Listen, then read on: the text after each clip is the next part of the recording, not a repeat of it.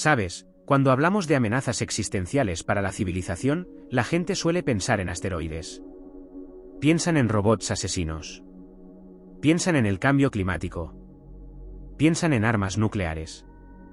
Pero hay algo que sucede en nuestro Sol, a solo unos cientos de miles de kilómetros de distancia, que podría acabar de manera realista con la civilización moderna tal como la conocemos, no mañana, no en un siglo, sino potencialmente el próximo año, o incluso esta semana. Y aquí está lo que debería aterrorizarte absolutamente, no estamos preparados para ello en lo más mínimo. Y quiero decir completamente. Esta no es una preocupación marginal. No es la preocupación de unos pocos preparacionistas del fin del mundo en las montañas. Esta es una evaluación científicamente rigurosa de nuestra vulnerabilidad, y se basa en la física, la historia y la ingeniería. Se basa en lo que sabemos que sucederá si el Sol hace lo que ya ha hecho antes. Soy Neil deGrasse Tyson, y lo que estás a punto de presenciar no es ciencia ficción. No es especulación. No es el tipo de escenario de desastre de Hollywood que ves en la pantalla grande y luego descartas como entretenido pero poco realista. Es una simulación rigurosamente realizada de lo que sucedería si la Tierra sufriera un impacto directo de una tormenta solar de proporciones históricas. Esto no es hipotético de la manera en que ¿qué pasaría si encontráramos extraterrestres? Es hipotético. Esto es algo que ha sucedido antes. Varias veces. En la historia documentada. Y basándonos en cada medida que tenemos, cada instrumento, cada satélite, cada metro de datos recopilados por la NASA, la ESA y la NOAA, no es una cuestión de si volverá a suceder. Es cuándo. La simulación fue realizada durante varios años por algunos de los principales físicos espaciales, ingenieros eléctricos, expertos en gestión de emergencias y funcionarios gubernamentales del mundo. Se llamó Simulación de Tormenta Solar 2026, aunque la fecha en el nombre no significa que predijera cuándo sucedería. Era solo el nombre del ejercicio de simulación. Los resultados fueron lo suficientemente serios como para que varios gobiernos comenzaran discretamente a aumentar sus presupuestos de preparación. Las principales compañías eléctricas comenzaron a endurecer la infraestructura crítica. Y las agencias de gestión de emergencias comenzaron a desempolvar planes de contingencia que no se habían actualizado seriamente en décadas. Pero antes de sumergirnos en la simulación en sí, necesitamos entender de qué estamos hablando realmente. ¿Qué es una tormenta solar? ¿Cómo sucede? ¿Y por qué, dado que es una amenaza tan obvia, no estamos preparados para ella? Permítanme comenzar con el Sol. El Sol es una estrella. Ese es un hecho que aprendiste en la escuela. Pero entender lo que eso significa realmente, lo que es realmente el Sol, requiere mantener en tu mente algunos números verdaderamente asombrosos. El Sol no es solo una gran bola de fuego. El Sol es un reactor nuclear masivo. Es un horno de fusión de un poder incomprensible.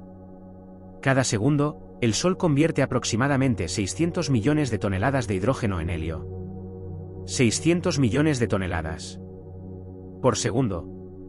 Ese proceso de conversión libera energía de acuerdo con la ecuación de Einstein, E igual a mc². Y cuando introduces esos números, cuando calculas cuánta energía se libera al convertir 600 millones de toneladas de masa en energía, obtienes un número que es casi imposible de comprender. El Sol libera, cada segundo, la energía equivalente a unos 3 millones de bombas atómicas. Eso no es una metáfora. Esa es la física real. Esa es la producción real de energía del Sol, segundo a segundo, medida con precisión por satélites y confirmada por décadas de observaciones.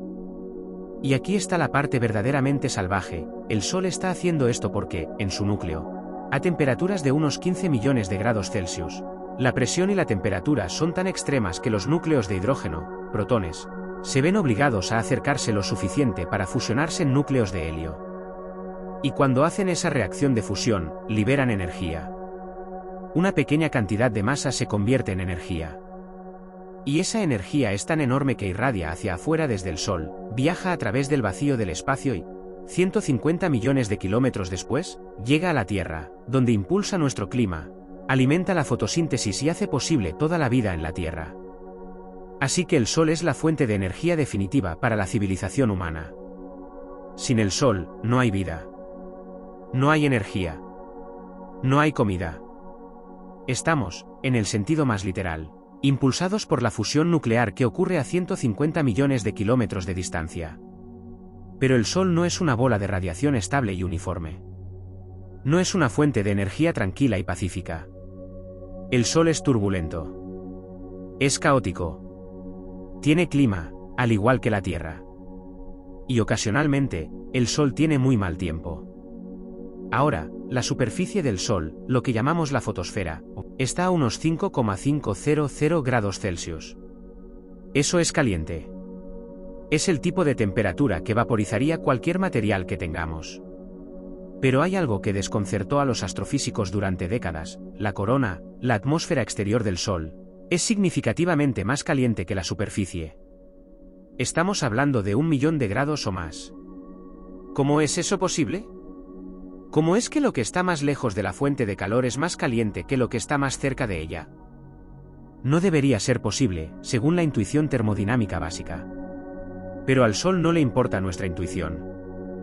Lo que realmente está sucediendo es que el campo magnético del Sol, que es creado por el movimiento del plasma cargado en el interior del Sol, se extiende hacia arriba en la corona. Y ese campo magnético se retuerce, se enreda y se comprime a medida que el Sol rota y el plasma se agita bajo la superficie. Las líneas del campo magnético, esos hilos invisibles de fuerza magnética, se doblan y retuercen hasta que están bajo una tensión enorme. Y ocasionalmente, cuando la tensión se vuelve demasiado grande, cuando el campo magnético ya no puede contener el estrés, algo cede. Las líneas de campo se rompen. Se reconectan. Y cuando lo hacen, liberan energía de una de las formas más violentas imaginables. Eso se llama llamarada solar o erupción solar.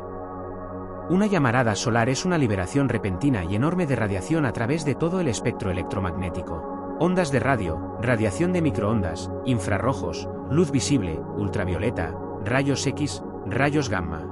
Todo ello, liberado en un estallido que dura desde minutos hasta horas. La energía liberada en una sola gran llamarada solar es equivalente a millones de bombas atómicas estallando simultáneamente. Piensa en eso por un segundo. Una sola llamarada solar, un evento que ocurre con frecuencia en el Sol, libera más energía de la que toda la civilización humana usa en un año. Es como si el Sol ocasionalmente decidiera tener una rabieta, y cuando lo hace, arroja energía de una manera que hace que nuestras armas más poderosas parezcan petardos. Pero aquí está la cuestión: las llamaradas solares, aunque enormemente poderosas, no son necesariamente lo más destructivo que el Sol puede lanzarnos. Una llamarada solar es radiación. Viaja a la velocidad de la luz. Llega a la Tierra en unos 8 minutos. Puede interrumpir las comunicaciones por radio, puede dañar satélites, puede afectar la electrónica. Pero no es una cosa física. No es una ola de materia. Lo que puede ser aún más destructivo es la eyección de masa coronal. Y aquí es donde las cosas se ponen realmente peligrosas. Una eyección de masa coronal, o CME, por sus siglas en inglés, es lo que sucede cuando la tensión en el campo magnético del Sol se vuelve tan grande que no solo se libera radiación, sino masa real, materia real de la atmósfera del Sol, es eyectada al espacio. Estamos hablando de miles de millones de toneladas de plasma sobrecalentado y magnetizado siendo arrojadas al espacio a velocidades que pueden superar los 7,000 km por hora. Imagina 1.000 millones de toneladas de materia, sobrecalentada a millones de grados, de alguna manera suspendida en un campo magnético, y todo eso moviéndose hacia ti a velocidades de miles de kilómetros por hora. Ahora imagina que esto sucede de forma regular en el Sol. Estas eyecciones de masa coronal viajan a través del espacio. Se expanden a medida que viajan. Llevan el campo magnético del Sol con ellas. Y si la Tierra resulta estar en el camino de una de estas eyecciones, si nuestro planeta está en el lugar correcto en el momento adecuado para ser golpeado por esta burbuja de plasma sobrecalentado, entonces vamos a tener un problema. Ahora, podrías pensar que cuando esta burbuja de plasma llegue a la Tierra, golpearía nuestra atmósfera, y nuestra atmósfera nos protegería. Nuestra atmósfera es bastante buena protegiéndonos de la mayoría de las cosas. Bloquea la radiación ultravioleta del Sol. Evita que la mayoría de los meteoritos lleguen al suelo. Nos aísla del vacío del espacio. Pero una eyección de masa coronal no es así. No son partículas golpeando moléculas de aire donde el aire proporciona una barrera protectora. Es una burbuja magnetizada de plasma, esencialmente, la propia atmósfera del Sol, colisionando con el campo magnético de la Tierra. El campo magnético de la Tierra también se conoce como magnetosfera. Es generado por el movimiento de hierro líquido en el núcleo externo de la Tierra, que actúa como un dínamo gigante, creando un campo magnético a escala planetaria. Este campo se extiende lejos en el espacio, creando un escudo alrededor de la Tierra. Sin este campo, seríamos bombardeados directamente por el viento solar, y la vida tal como la conocemos no existiría. Así que cuando una eyección de masa coronal encuentra la magnetosfera de la Tierra, es esencialmente un campo magnético colisionando con otro campo magnético. Los dos campos magnéticos no se fusionan suavemente. En cambio, hay una región de interacción intensa. Las líneas del campo magnético de la CME y las líneas del campo magnético de la magnetosfera de la Tierra se enredan juntas. Y en esta región de caos y gradientes extremos de campo magnético, ocurre algo llamado reconexión magnética. La reconexión magnética es cuando las líneas de campo magnético de dos polaridades opuestas se reconectan, reorganizándose en una configuración de menor energía. Pero toda esa energía que estaba almacenada en la configuración de las líneas de campo no desaparece. Se libera. Y se libera como energía cinética, como movimiento. Las partículas se aceleran a velocidades enormes. Protones y electrones giran en espiral a lo largo de las líneas del campo magnético de la Tierra a velocidades cercanas a la de la luz. Estas partículas de alta energía llueven sobre la atmósfera superior de la Tierra, particularmente en las regiones polares donde convergen las líneas del campo magnético. Cuando estas partículas colisionan con átomos y moléculas en nuestra atmósfera, principalmente oxígeno y nitrógeno, excitan esos átomos y moléculas a niveles de energía más altos. Y cuando esos átomos y moléculas vuelven a su estado fundamental, liberan energía como luz. Esa luz es lo que vemos como una aurora. Las hermosas luces danzantes en el cielo nocturno. La aurora boreal. La aurora austral. Ese hermoso espectáculo de luz es en realidad la firma visual de partículas del Sol golpeando nuestra atmósfera, a velocidades tremendas, transfiriendo energía a los átomos allí, y luego esos átomos liberando esa energía como luz visible. En una tormenta geomagnética leve, las auroras son hermosas y visibles para las personas en latitudes altas. En una tormenta geomagnética severa, las auroras pueden ser visibles mucho más al sur, incluso en latitudes templadas donde casi nunca se ven. En las tormentas más severas de la historia registrada, las auroras eran visibles en el Ecuador. Pero aquí está el punto clave: las auroras, por hermosas que sean, son un síntoma visible de algo mucho más peligroso que le está sucediendo a nuestra infraestructura. Porque cuando las corrientes geomagnéticamente inducidas comienzan a fluir a través de la atmósfera de la Tierra, y el campo magnético de la Tierra, esas mismas corrientes también fluyen a través de la superficie de nuestro planeta.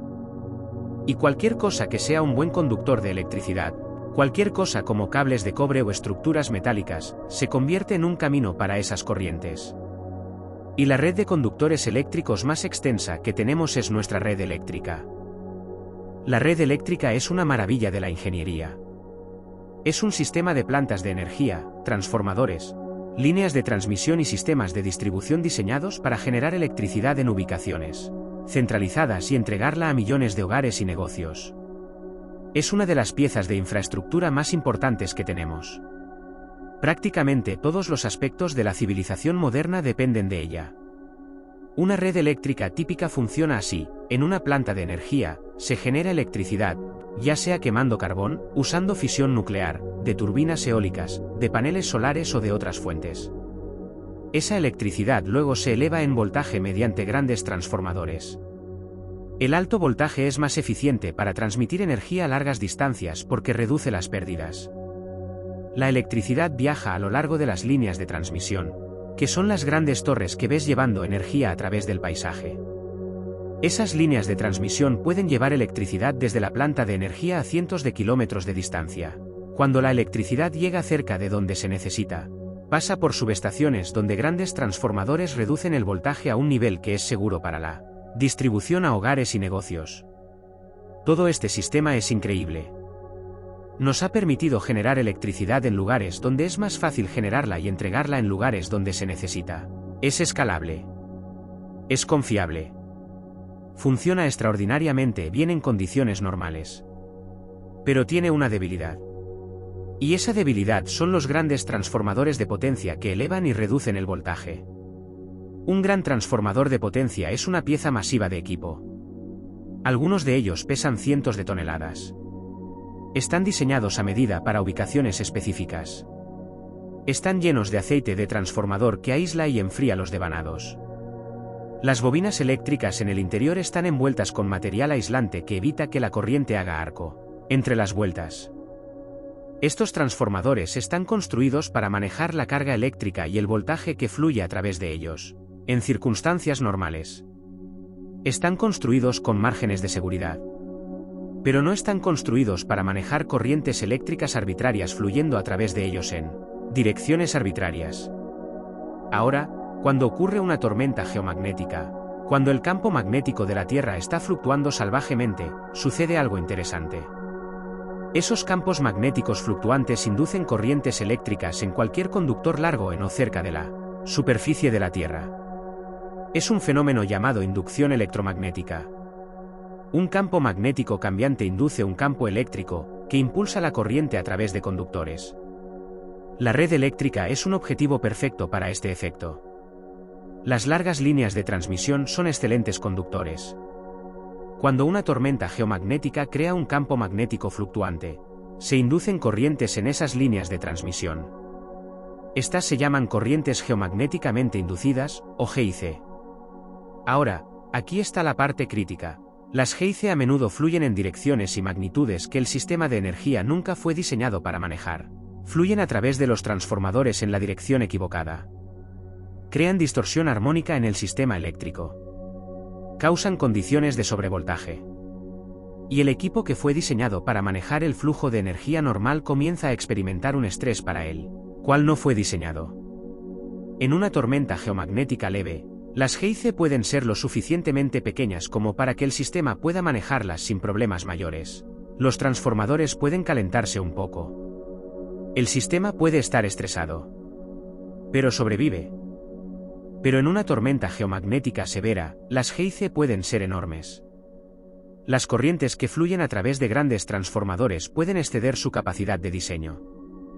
Los materiales aislantes dentro del transformador comienzan a romperse.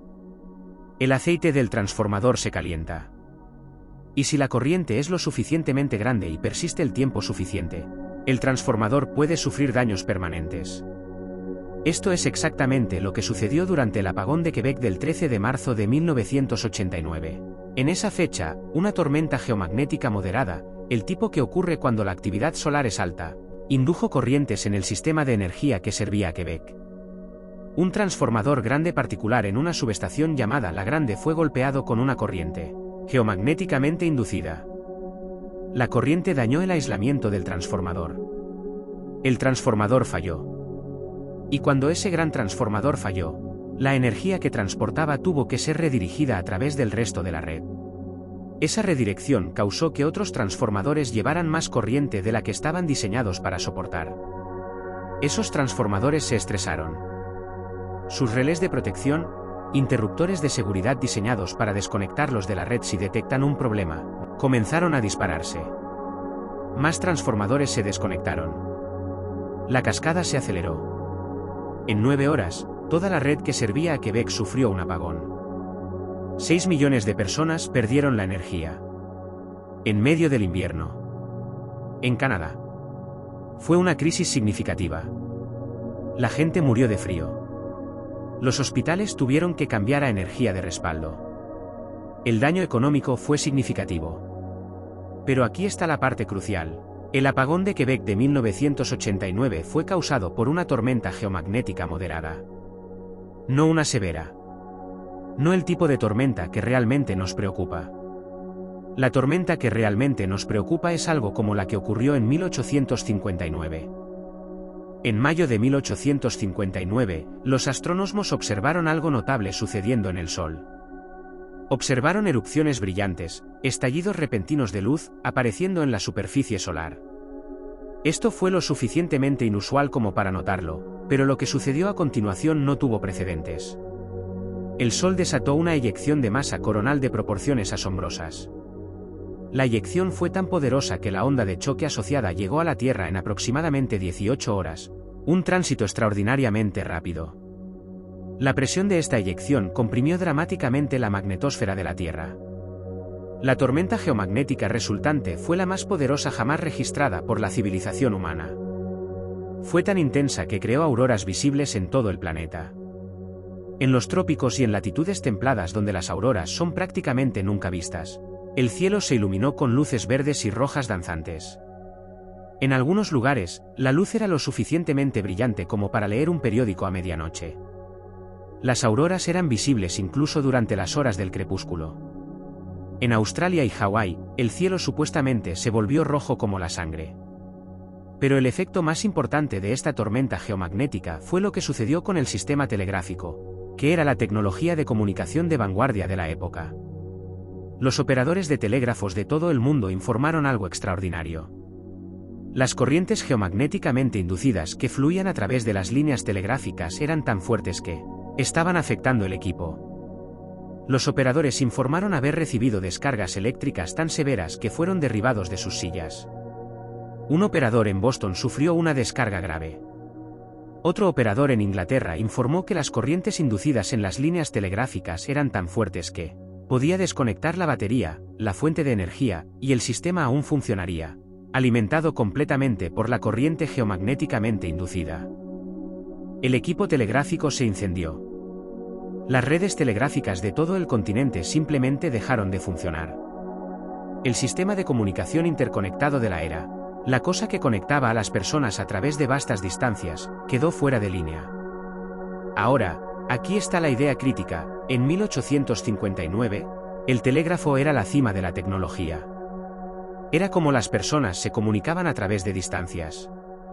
Pero no era la única forma de funcionar. La gente todavía podía enviar mensajes por correo postal.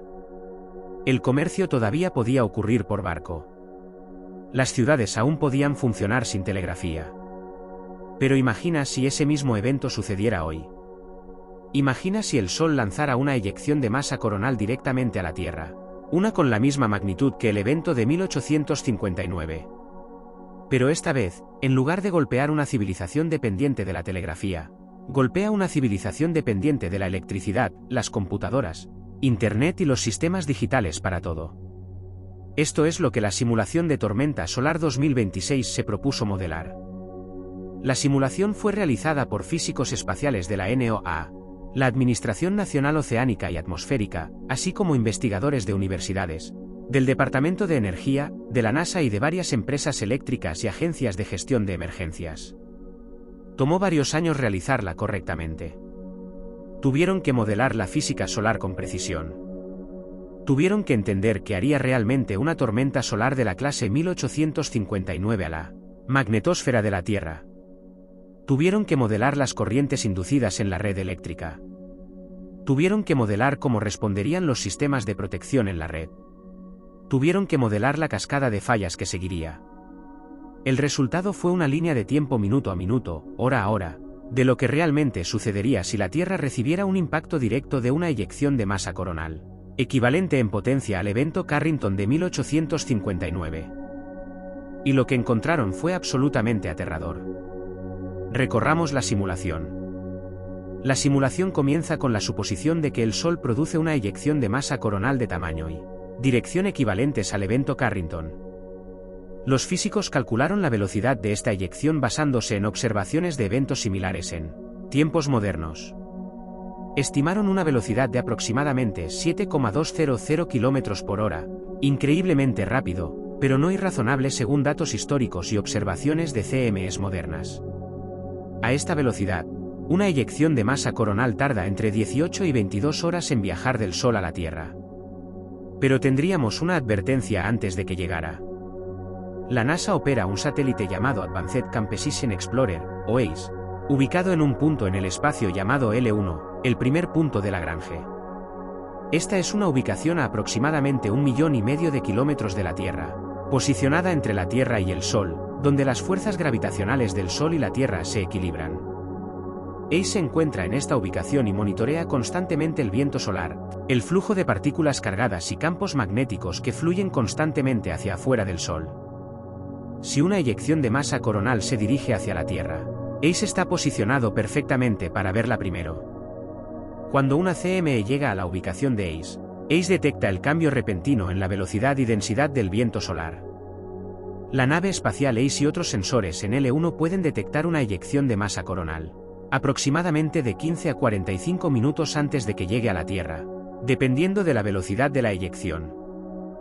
En la simulación, esta advertencia llegó a las 10:47 de la mañana, hora del este, un martes de noviembre.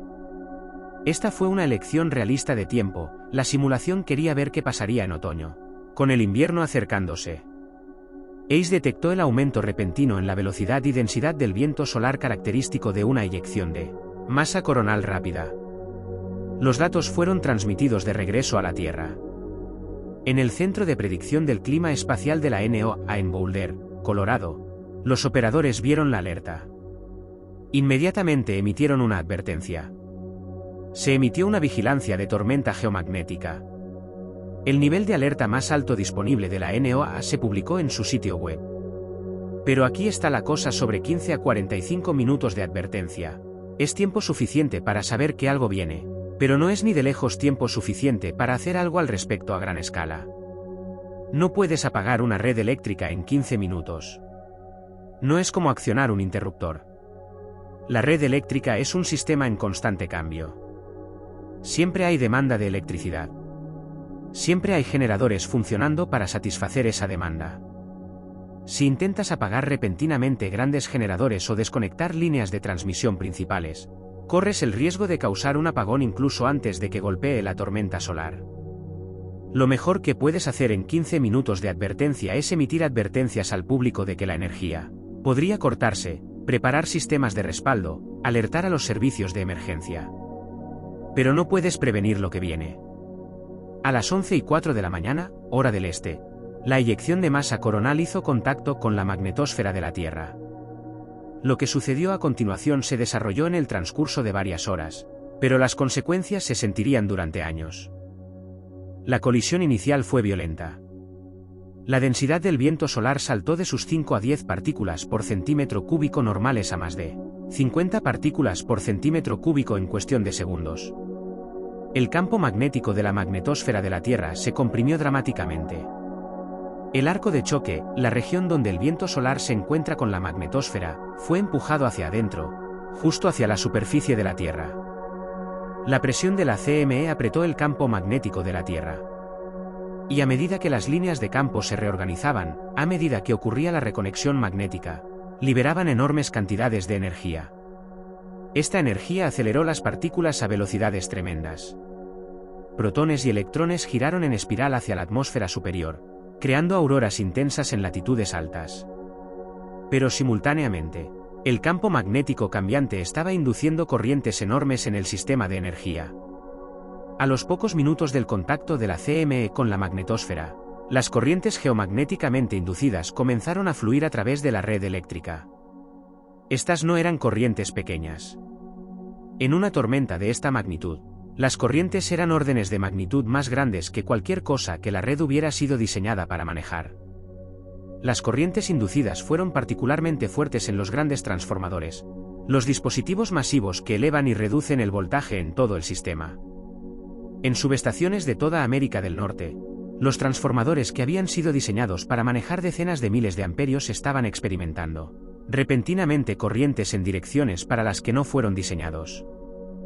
Una cosa crítica que entender sobre los transformadores de potencia: tienen relés de protección. Estos son interruptores eléctricos diseñados para desconectar automáticamente un transformador de la red eléctrica si algo sale mal. Si el voltaje sube demasiado, si la corriente sube demasiado, si hay una condición de falla, el relé se disparará y desconectará el transformador. Estos relés están diseñados para proteger el transformador de daños. Pero en una situación donde se inducen corrientes en toda la red simultáneamente, los relés enfrentan una situación sin precedentes. No hay una falla local, el problema es sistémico, afectando a muchos transformadores en una zona enorme. Además, Los sistemas de protección de la red eléctrica fueron diseñados con la suposición de que las fallas serían locales y aisladas. Si un transformador falla en un lugar, el resto de la red permanece intacto. La energía que transportaba el transformador fallido se redirige a través del resto del sistema. Pero en la simulación, muchos transformadores estaban siendo golpeados con corrientes geomagnéticamente inducidas simultáneamente. Múltiples transformadores en todo el continente estaban siendo dañados o destruidos al mismo tiempo. A las 11:23 de la mañana, se registró la primera falla importante de transformador en la simulación.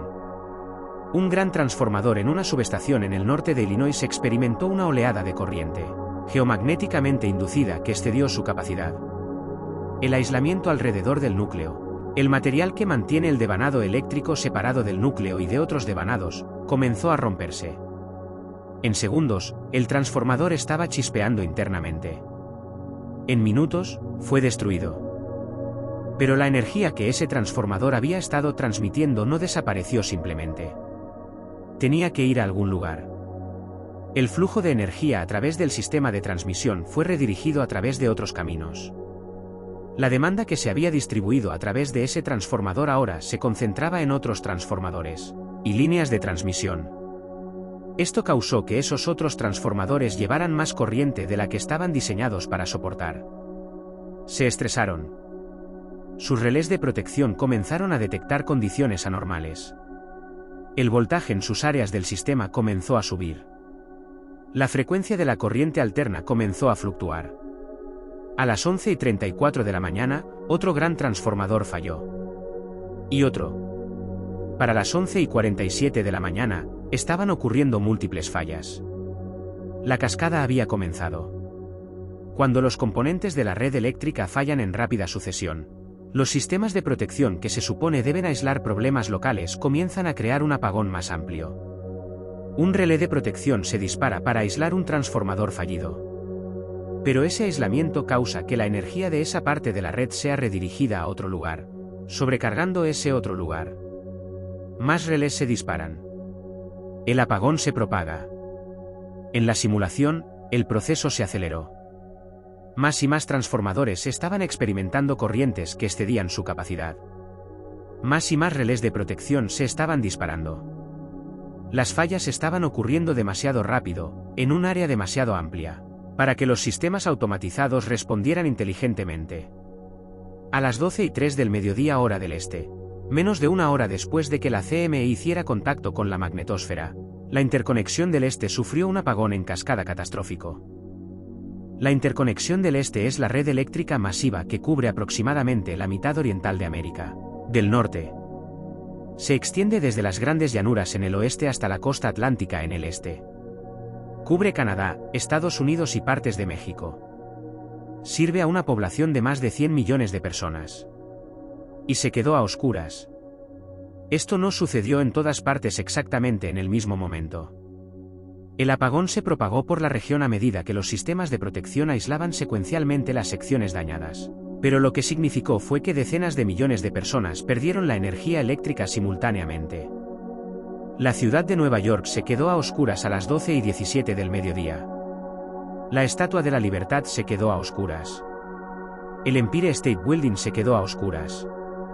Times Square, uno de los lugares más brillantes de la Tierra, se quedó a oscuras.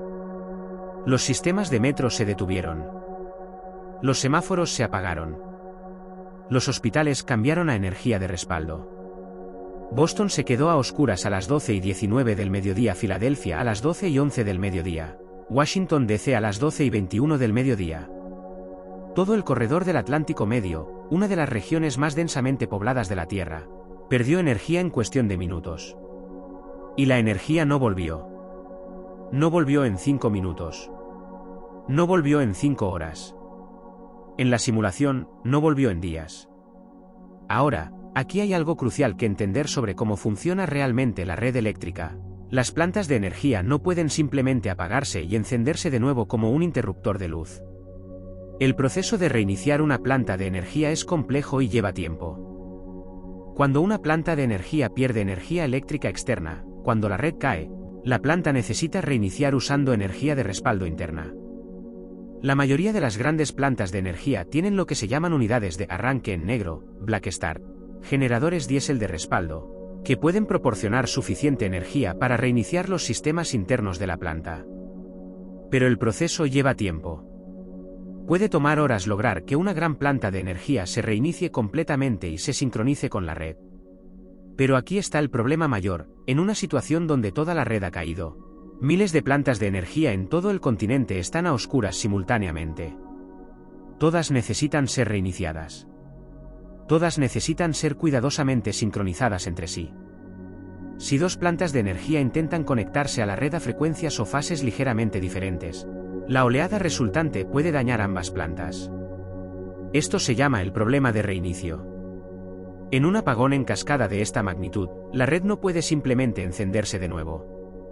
Tiene que ser reconstruida cuidadosamente, región por región, vinculando las plantas de energía nuevamente en una secuencia coordinada. El proceso es increíblemente complejo. En la simulación, la coordinación militar entre NERC, la Corporación de Confiabilidad Eléctrica de América del Norte, y varios operadores de la red intentó realizar un reinicio sistemático. Comenzaron con las partes menos dañadas de la red. Trajeron las plantas de energía de vuelta en línea una por una. Verificaron la frecuencia y la fase. Conectaron lentamente las regiones de nuevo. En el mejor escenario de la simulación, tomó 7 días restaurar parcialmente la red del este.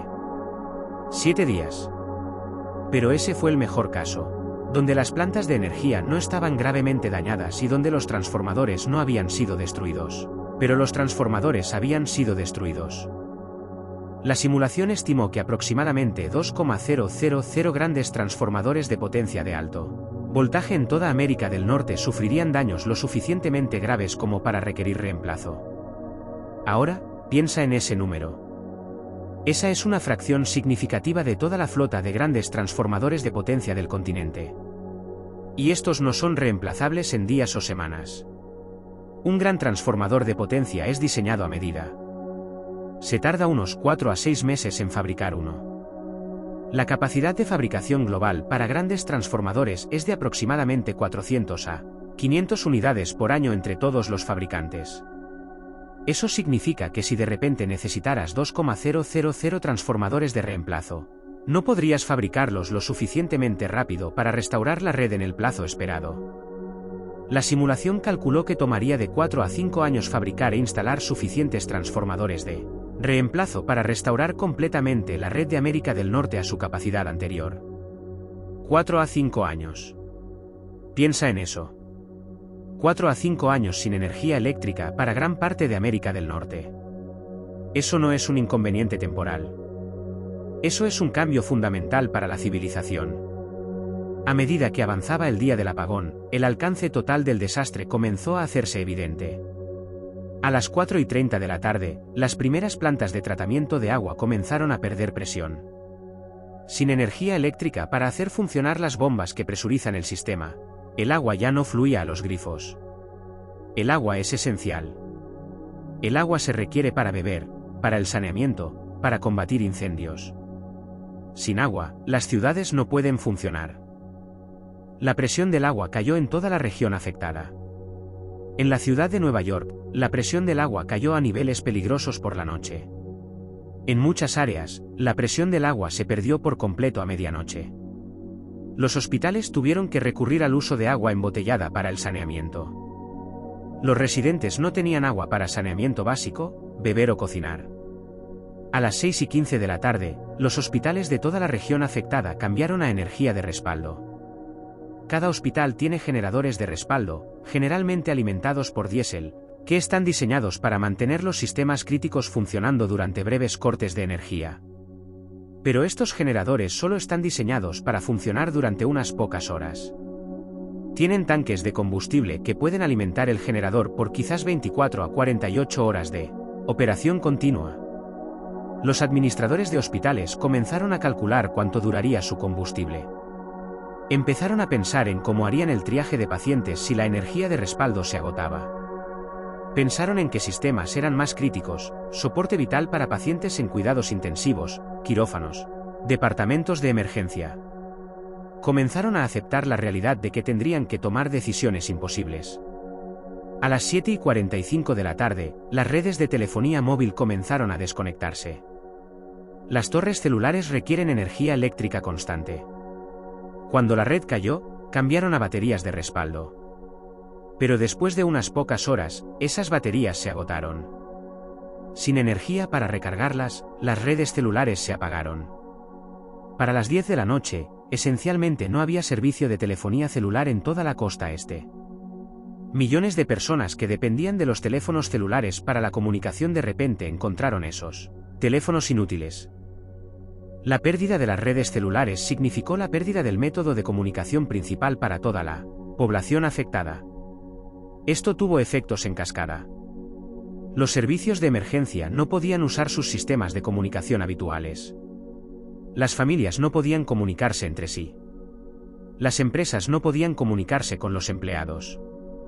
La Guardia Nacional no podía comunicarse fácilmente con el público. A las 9:30 de la noche, las tiendas de comestibles todavía estaban abiertas, pero operaban con iluminación de emergencia, generadores o luces a batería.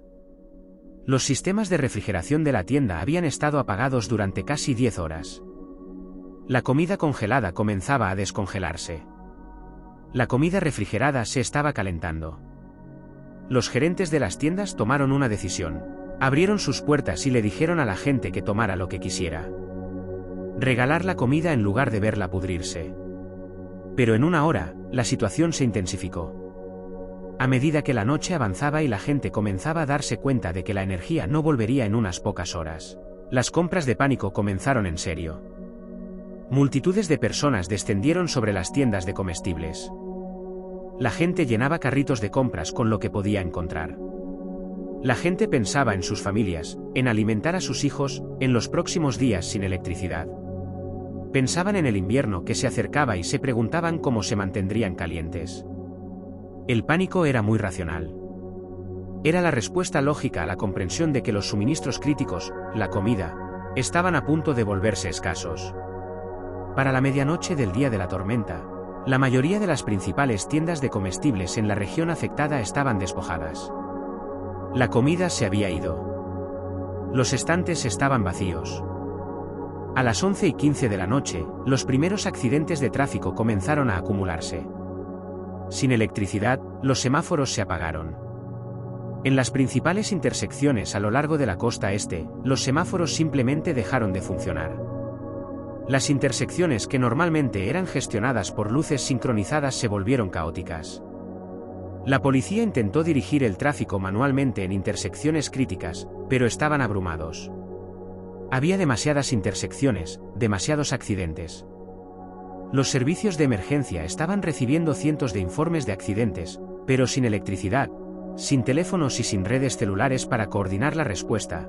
La capacidad de respuesta se vio gravemente obstaculizada. Las ambulancias tenían que navegar por calles oscuras de la ciudad. Los servicios de emergencia no podían comunicarse entre sí. El sistema de respuesta a emergencias se estaba viendo abrumado por el caos del apagón. A las 2 de la madrugada del segundo día después de la tormenta, el verdadero alcance de la situación en la ciudad de Nueva York se estaba volviendo evidente. Casi 8 millones de personas sin energía. Sin agua. Sin teléfonos. Sin semáforos. Sin forma de cocinar comida. Sin forma de ver por la noche más allá de lo que las linternas y las velas podían proporcionar. Las calles estaban oscuras. La ciudad, que normalmente brilla con cientos de millones de luces, estaba esencialmente a oscuras. La oscuridad era casi inimaginable para una ciudad que no había experimentado una verdadera oscuridad en más de un siglo. Pero lo peor estaba por venir. Verás, lo que la simulación reveló fue que el corte de energía inicial, catastrófico como fue, era solo el comienzo. El verdadero desastre fue lo que sucedió después, en las horas, días y semanas posteriores al apagón. Aquí hay algo en lo que no pensamos a menudo. La civilización moderna depende completamente de la energía eléctrica y los sistemas digitales que ésta permite. Y quiero enfatizar esa palabra, completamente. Esto no es una exageración para hacer un efecto dramático. No es una hipérbole. Es la verdad literal. Nuestro suministro de alimentos depende de la energía eléctrica. Nuestro sistema de agua depende de la energía eléctrica. Nuestro sistema médico depende de la energía eléctrica. Nuestro sistema financiero depende de la energía eléctrica. Nuestro sistema de comunicación depende de la energía eléctrica. Todo depende de ello. Quita la energía eléctrica de una ciudad moderna, y no obtienes algo que parece un inconveniente menor. No obtienes algo que se parece a los apagones de la década de 1970, donde la gente se adaptó y lo superó. Obtienes una cascada de fallas que socavan el funcionamiento básico de la civilización. Para la mañana del 5 de noviembre, el segundo día del apagón, la situación alimentaria en la ciudad de Nueva York ya era crítica. Las tiendas de comestibles estaban vacías. Los restaurantes estaban cerrados porque no tenían energía ni agua. Las entregas de comida se habían detenido porque los conductores de camiones no podían obtener combustible en las gasolineras. Las gasolineras, sin electricidad, no podían bombear combustible de sus tanques subterráneos. La comida que estaba en los hogares comenzó a echarse a perder. Sin refrigeración, la carne se echó a perder. Las verduras comenzaron a pudrirse. El hielo en los congeladores se derritió. Cualquier cosa que requiriera refrigeración estaba en riesgo. La gente se dio cuenta de algo profundo: tenían tal vez suficiente comida en sus hogares para unos pocos días. Tal vez una semana si tenían mucha suerte y tenían despensas bien surtidas. Pero más allá de eso, no habría comida disponible en las tiendas. No habría entregas de comida. No habría restaurantes. Esta era una situación de crisis desarrollándose en tiempo real. Para el mediodía del segundo día, el primer saqueo comenzó en serio. Quiero ser claro sobre algo: esto no fue un caos aleatorio. Fue un comportamiento racional. La gente entendía la situación. Entendían que el orden formal, el sistema de aplicación de la ley y el comercio, se estaba rompiendo. Entendían que la comida se estaba volviendo escasa, y la escasez crea competencia. En ausencia de electricidad, en ausencia de sistemas telefónicos funcionales, la policía no podía coordinar. No podían responder a cada llamada de ayuda. Y a medida que el número de personas en crisis crecía, a medida que más y más personas se daban cuenta de que no tenían suficiente comida y estaban desesperadas, la capacidad de las fuerzas del orden para mantener el orden disminuyó rápidamente. Algunas personas irrumpieron en tiendas para tomar comida. Algunos irrumpieron en hogares para encontrar suministros. Otros intentaron acaparar combustible o gasolina o medicinas. No era actividad criminal organizada. Eran individuos y familias desesperados tratando de sobrevivir. El agua fue la crisis aguda. En una ciudad moderna con millones de personas, el agua no llega a los hogares solo por gravedad. Tiene que ser bombeada. Las plantas de tratamiento de agua tienen que operar. El sistema de distribución tiene que mantener la presión. Todo esto requiere energía eléctrica y la operación de complejos sistemas mecánicos. Sin energía eléctrica, la gravedad y la presión del agua por sí solas pueden mantener el suministro a los pisos superiores por un tiempo limitado. Pero para los pisos inferiores y para la ciudad en su conjunto, necesitas bombas funcionando las 24 horas del día. Para la tarde del segundo día, la presión del agua en la mayor parte de la ciudad de Nueva York había desaparecido esencialmente. La gente no podía tirar de la cadena de los inodoros.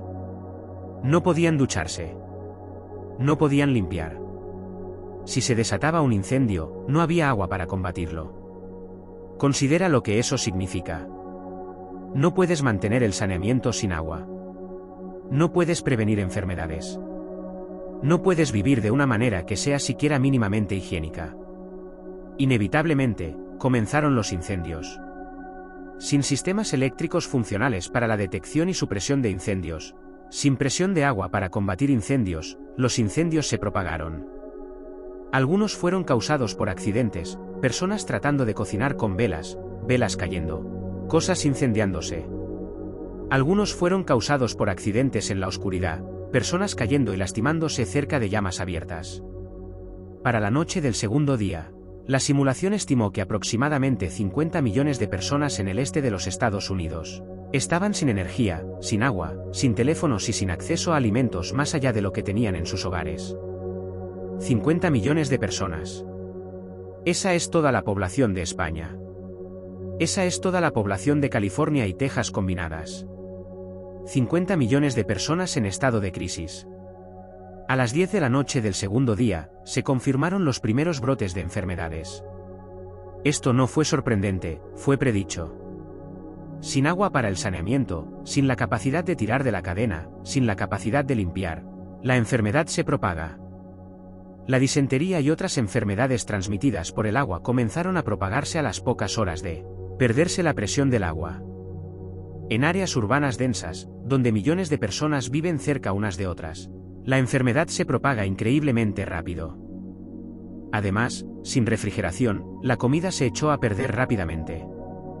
La contaminación era inevitable.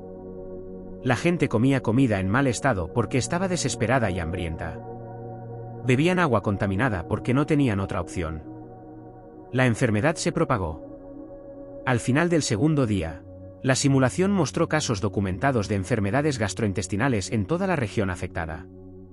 Al final del tercer día, el número de casos se había multiplicado. A las 48 horas del apagón, la Guardia Nacional estaba siendo movilizada. El Departamento de Defensa estaba activando planes de contingencia que nunca se habían implementado a esta escala. El presidente de los Estados Unidos declaró una emergencia nacional e invocó la Ley de Producción de Defensa. Pero aquí está la cosa, en una situación donde no hay electricidad, ni teléfonos, ni internet. ¿Cómo movilizas recursos? ¿Cómo coordinas? ¿Cómo previenes el colapso social total? El ejército utilizó sistemas de radio, que no dependen de la infraestructura civil, para intentar la coordinación. Pero la escala del desastre era abrumadora. Estás tratando de responder a una crisis que afecta a 50 millones de personas con una infraestructura de respuesta a emergencias diseñada para manejar desastres que afectan a miles o tal vez millones, no a decenas de millones. La simulación recorrió una serie de escenarios sobre cómo se desarrollarían las 2 primeras semanas del apagón. En casi todos ellos, la conclusión fue la misma: las 2 primeras semanas serían las más críticas.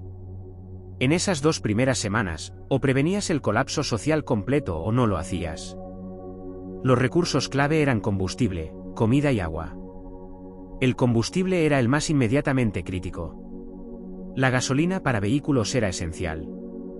Sin combustible, los vehículos no podían funcionar. Sin vehículos, la comida no podía ser entregada. Sin comida entregada, la gente moriría de hambre. Y la gente hambrienta, la gente desesperada, toma las cosas por la fuerza. Las gasolineras tenían combustible en sus tanques subterráneos, pero sin electricidad, las bombas no podían funcionar. Algunas gasolineras tenían generadores de respaldo y podían continuar bombeando combustible por un tiempo. Pero solo había un número limitado de gasolineras. Solo una cantidad limitada de combustible. El ejército intentó establecer líneas de suministro utilizando reservas de combustible militares. Pero el ejército controla solo una fracción del combustible que necesita la sociedad civil. Las reservas de combustible militares están diseñadas para satisfacer necesidades militares, no para sostener a la sociedad civil. En días, el combustible se volvió desesperadamente escaso. Los vehículos que tenían tanques de gasolina llenos comenzaron a agotarse. Los conductores competían por el combustible restante en las estaciones que aún tenían electricidad para bombearlo. La comida era el siguiente recurso crítico. Las tiendas de comestibles que fueron despojadas el primer día del apagón significaban que la única comida disponible después de eso era lo que la gente tenía en sus hogares o lo que podían encontrar buscando o obteniendo a través del mercado negro o por la fuerza. Pero los hogares de las personas suelen tener suficiente comida para una semana o 2 como máximo. Algunos hogares tienen más si la gente almacena comida regularmente. Pero el hogar promedio no tiene un mes de comida simplemente guardada en la despensa. La simulación estimó que para el 5.º día, la situación en las grandes ciudades se acercaría a condiciones de hambruna genuina. La gente estaría desesperada. Tendrían hambre. Estarían dispuestos a tomar cosas por la fuerza para alimentar a sus familias. La policía y la Guardia Nacional no podían alimentar a 50 millones de personas. Incluso con la interpretación más generosa de lo que podrían lograr, incluso si de alguna manera tuvieran suministros adecuados, no podrían distribuir esos suministros a 50 millones de personas lo suficientemente rápido. La logística era imposible. Pero alejémonos por un momento y miremos lo que estaba sucediendo a nivel nacional, y luego a nivel global. La falla de la red eléctrica en el este de los Estados Unidos afectó no solo a hogares y empresas, afectó a la infraestructura crítica a nivel nacional y mundial. La Reserva Federal, que está físicamente ubicada en Nueva York, funcionaba con energía de respaldo. Pero los sistemas electrónicos de la Reserva Federal, los servidores, las computadoras, las redes que rastrean la oferta monetaria, que mantienen registros de quien posee que facilitan la banca, estaban esencialmente fuera de línea. La Reserva Federal no podía acceder a sus propios sistemas para determinar qué reservas tenía. Los bancos no podían acceder a los sistemas de la Reserva Federal para verificar que el dinero en sus cuentas estaba realmente allí. Las transacciones no podían procesarse. El sistema bancario se basa en la suposición de que los sistemas electrónicos funcionan. Cuando esos sistemas fallan, todo el sistema se paraliza. En ciudades de todo el país, los cajeros automáticos, ATM, se desconectaron. La gente no podía acceder a su dinero. El efectivo de repente se convirtió en una mercancía preciosa. Las personas que dependían de la banca electrónica de repente no podían acceder a sus cuentas. El sistema financiero funcionaba con información. Cuando la infraestructura de información falló, el sistema financiero perdió la capacidad de funcionar. La simulación mostró que para el tercer día del apagón, los mercados bursátiles habían cerrado. Para el cuarto día, los mercados internacionales comenzaban a sospechar que el sistema financiero de Estados Unidos estaba colapsando. Países de todo el mundo preguntaban, ¿sigue funcionando el sistema financiero de Estados Unidos? ¿Son solventes los bancos de Estados Unidos? ¿Están seguros los depósitos en dólares estadounidenses? Para el sexto día, existía un riesgo genuino de que se instalara el pánico financiero global. Los inversores de todo el mundo comenzarían a deshacerse de activos denominados en dólares. El comercio internacional se detendría porque compradores y vendedores no podían pagar por los bienes. La economía global esencialmente se detendría. Aquí está la cosa sobre un sistema financiero global, se basa en la confianza y la comunicación digital. Cuando ambos fallan, todo puede desmoronarse muy rápidamente. Hemos visto esto en escalas más pequeñas durante las crisis financieras. La crisis financiera de 2008 estuvo a días de un colapso total del sistema. Lo que salvó al sistema fue que la Reserva Federal intervino y esencialmente garantizó que el sistema no fallaría. Pero en un escenario donde no hay electricidad, no hay sistemas de comunicación y no hay capacidad gubernamental funcional para transferir dinero o garantizar nada, incluso ese tipo de intervención se vuelve imposible. La simulación mostró que una semana después del apagón, el sistema financiero global estaría en una crisis genuina. Los bancos de todo el mundo serían incapaces de verificar que sus depósitos todavía estaban allí. El sistema de crédito se congelaría. El capital se congelaría. El comercio se detendría. El daño económico no se limitaría solo al corte de energía, se propagaría en cascada a través del sistema global. Los economistas calcularon los costos. El daño inmediato del corte de energía en sí, transformadores destruidos, generadores dañados, producción perdida, se estimó en varios cientos de miles de millones de dólares. Pero el daño económico en cascada por el colapso de los sistemas financieros, la detención del comercio global, la interrupción de las cadenas de suministro en todo el mundo, eso se estimó en algún lugar en el rango de 5 a 10 billones, trillones en inglés, de dólares, con las estimaciones más pesimistas yendo aún más alto. Eso es aproximadamente el tamaño de toda la economía de Estados Unidos en PIB anual. Ese es un impacto económico catastrófico a nivel de civilización. Pero el costo humano fue lo que realmente mantuvo despiertos a los modeladores de la simulación por la noche. Para el 10º día del apagón, la tasa de mortalidad en las grandes ciudades estaba subiendo rápidamente. Además de las muertes esperadas por escasez de alimentos y enfermedades, también hubo muertes por el colapso de los servicios médicos.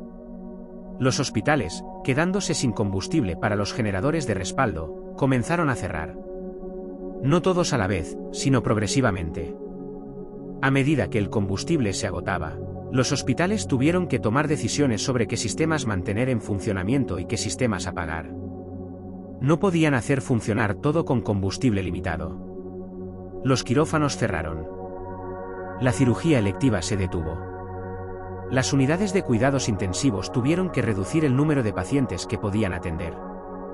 Finalmente, a medida que el combustible se agotaba críticamente, los hospitales tomaron la decisión de dar de alta a los pacientes cuando fuera posible y concentrar los recursos solo en la atención de emergencia. Las clínicas de diálisis renal, que requieren electricidad para cada paciente, para hacer funcionar las máquinas de diálisis que filtran la sangre, cerraron. Había aproximadamente 500,000 personas en los Estados Unidos que dependían de la diálisis para mantenerse con vida. Estas personas necesitan diálisis 3 veces por semana. Sin diálisis, sus riñones no pueden filtrar los productos de desecho de su sangre. Los desechos se acumulan. Se enferman.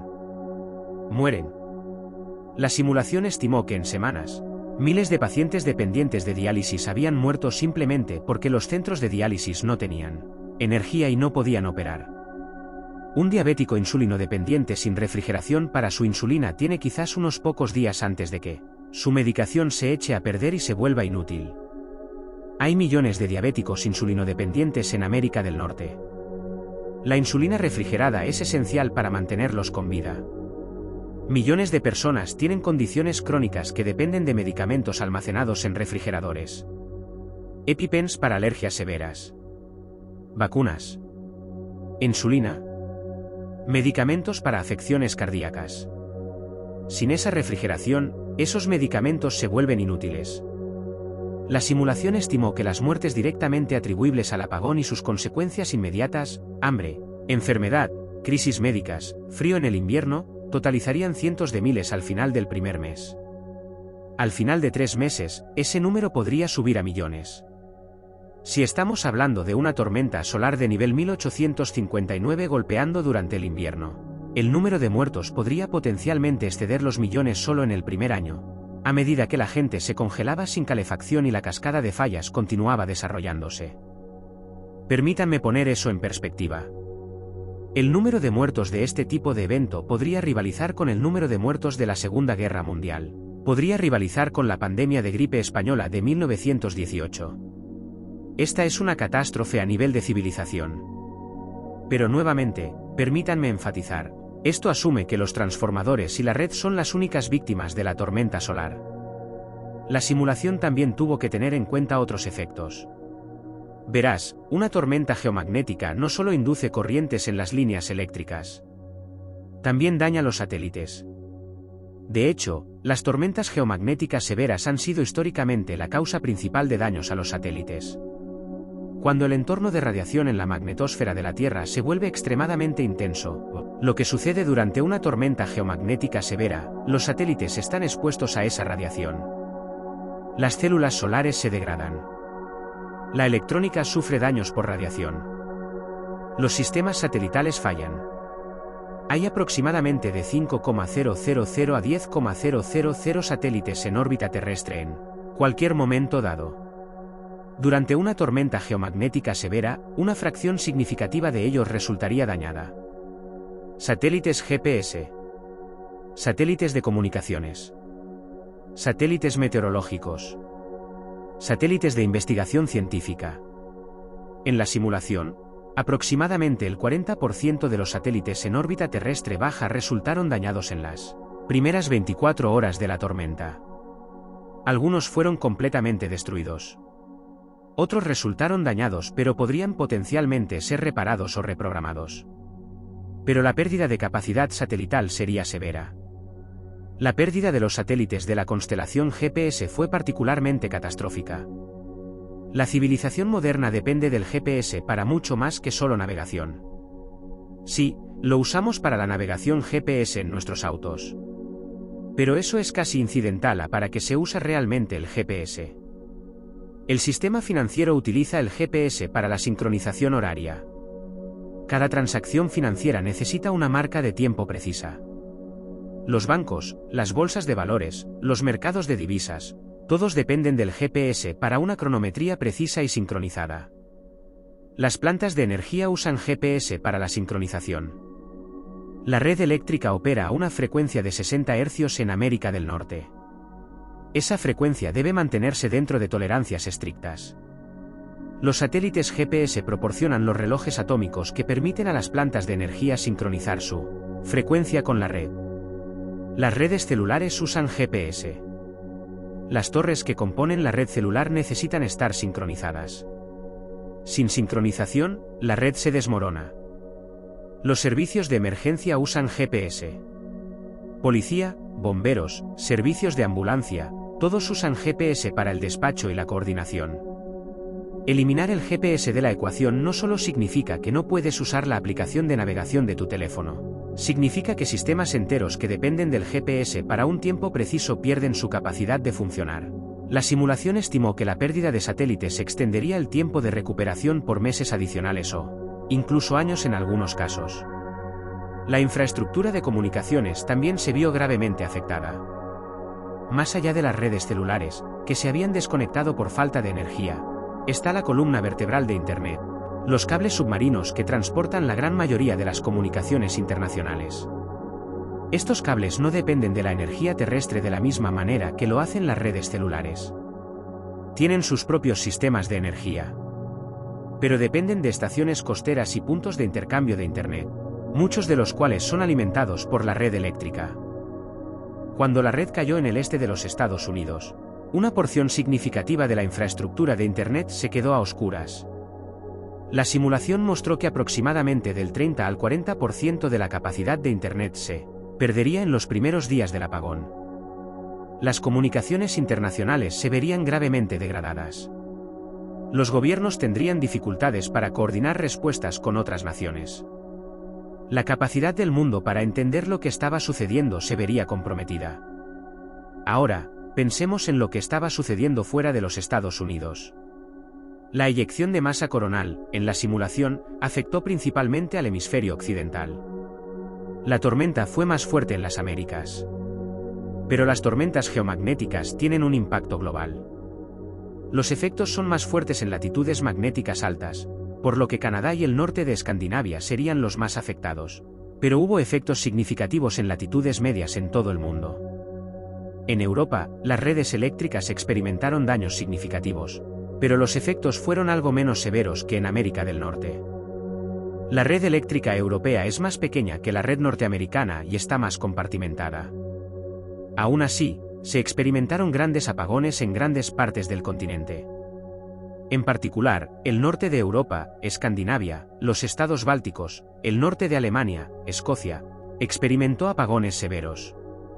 La aurora causada por la tormenta geomagnética habría sido visible en todo el continente.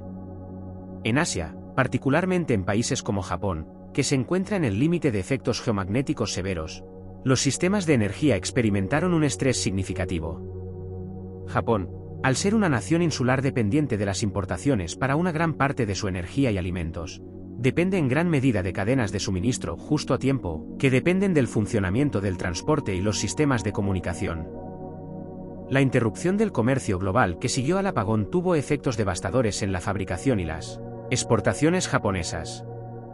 Australia, al estar en el hemisferio sur, habría experimentado efectos geomagnéticos menos severos. La red eléctrica podría haber mantenido su funcionamiento o haber tenido solo cortes parciales. Pero Australia exporta enormes cantidades de alimentos. Si las cadenas de suministro globales se rompieran, la economía de Australia aún sufriría daños catastróficos debido a la pérdida de mercados de exportación. La simulación mostró que a nivel mundial, el corte y sus consecuencias en cascada afectarían a miles de millones de personas. La interrupción agrícola sería global. La agricultura moderna depende de la energía eléctrica para el riego, para la refrigeración y el transporte de cultivos, para el procesamiento. Una interrupción global de la agricultura significaría escasez de alimentos en todo el mundo. La fabricación se detendría en muchas regiones. El transporte se vería interrumpido. Las cadenas de suministro se romperían. Para los países dependientes de las importaciones de alimentos, muchos países en África, partes de Asia, Oriente Medio, una interrupción de la cadena de suministro global significaría hambruna. Ahora, regresemos a América del Norte y veamos qué sucedió después en la simulación. Para el día 14 del apagón, se estaba tomando una decisión crítica en los niveles más altos del gobierno. Las redes eléctricas en otras partes del país, aquellas que habían mantenido la energía o habían experimentado apagones menos severos, se enfrentaron a una decisión: deberían intentar reconectarse con la red del este colapsada, ¿O deberían concentrarse en mantener sus propios sistemas? Este fue un dilema genuino. En un apagón normal, quieres reconectar todas las piezas de la red lo más rápido posible. Más capacidad de generación significa que puedes restaurar la energía a más personas. Pero en la simulación, reconectarse a la red del este corría el riesgo de propagar el apagón. La red del este estaba gravemente dañada. Los transformadores estaban fallando. Si conectabas energía fresca y funcional a la red del este dañada demasiado rápido, las fallas en cascada en la red del este podrían propagarse a la red del oeste. Esencialmente estarías conectando un sistema de energía funcional y saludable a un sistema gravemente dañado, y el daño podría propagarse. Conectar la red del este de nuevo al resto del sistema, antes de que estuviera completamente restaurada, podría causar fallas en cascada que propagarían el apagón a áreas que aún tenían energía. Era una elección terrible. O dejas que la gente en el este de Estados Unidos continúe sufriendo en la oscuridad y sin energía, o corres el riesgo de hundir a más del país en la oscuridad.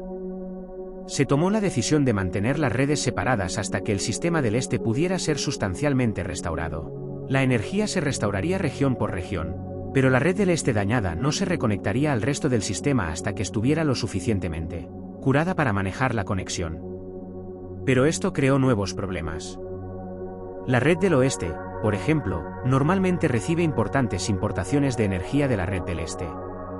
Ahora tenía que satisfacer su propia demanda con su propia generación. Algunas áreas vieron racionamiento de energía. Algunas áreas tuvieron que aceptar apagones rotativos o cortes parciales. Es un poco como un paciente en soporte vital donde los órganos principales han fallado. Y la única forma de mantenerlos con vida es apagar los sistemas periféricos y reducir la demanda sobre el sistema. Esencialmente estás aceptando daños en áreas que aún eran funcionales para evitar propagar la catástrofe. Para el día 21 del apagón, la situación se había estabilizado de algunas maneras. El ejército había establecido líneas de suministro. Se distribuía comida, aunque en cantidades muy limitadas. La situación del agua había mejorado ligeramente en algunas áreas a medida que las cuadrillas restauraban manualmente la presión del agua utilizando generadores portátiles. Pero el costo psicológico se estaba volviendo muy evidente. En ciudades de todo el este de los Estados Unidos, la gente comenzaba a aceptar que la energía no volvería pronto. El pánico inicial había dado paso a la desesperación. El orden social comenzaba a desmoronarse. Los hospitales habían establecido protocolos para tratar a los pacientes más críticos, sabiendo que no podían tratar a todos. Esto significaba tomar decisiones horribles sobre quién recibía tratamiento y quién no. Las fuerzas del orden estaban siendo abrumadas. La Guardia Nacional intentaba mantener el orden, pero no había suficientes soldados para vigilar un apagón a nivel continental. Para el día 30, un mes después del inicio del apagón, la tasa de mortalidad estaba subiendo significativamente. La inanición se estaba volviendo más generalizada. La enfermedad se estaba propagando más rápido que nunca. El sistema de salud estadounidense se había reducido al triaje de emergencia en los pocos hospitales funcionales restantes. Los administradores de hospitales se habían rendido esencialmente a la realidad de que no podían ayudar a todos. Estaban tratando solo los casos más críticos y aquellos con más probabilidades de sobrevivir. Estaban racionando medicamentos. Estaban rechazando pacientes porque simplemente no tenían los recursos para tratarlos. El impacto económico fue profundo. Las empresas de todo el país estaban fallando. Las cadenas de suministro estaban rotas. La fabricación se había detenido. El comercio internacional había cesado esencialmente. La economía global se estaba contrayendo a una tasa que excedía la Gran Depresión. Los mercados bursátiles de todo el mundo habían estado cerrados durante semanas, no oficialmente, sino porque no había comercio ocurriendo y los sistemas financieros no funcionaban. El valor de las monedas se estaba volviendo incierto. Si no podías verificar que tu banco todavía tenía tu dinero, si no podías confiar en que el sistema financiero continuaría existiendo, ¿por qué tendrías moneda? De hecho, hubo una reversión en algunas áreas al trueque. La gente intercambiaba bienes directamente, comida por herramientas, herramientas por medicinas, medicinas por servicios. La simulación estimó que tomaría aproximadamente de 7 a 10 años para que América del Norte volviera a su nivel anterior de infraestructura eléctrica. Durante esos 7 a 10 años, habría un proceso gradual de recuperación, pero sería desigual y doloroso. Sin embargo, el escenario no era todo fatalidad y tristeza. La simulación también modeló la resiliencia e innovación humanas. Hubo historias de comunidades uniéndose. En algunos casos, pequeños pueblos lograron restaurar la generación de energía local utilizando generadores temporales. Las áreas agrícolas se adaptaron a prácticas agrícolas manuales.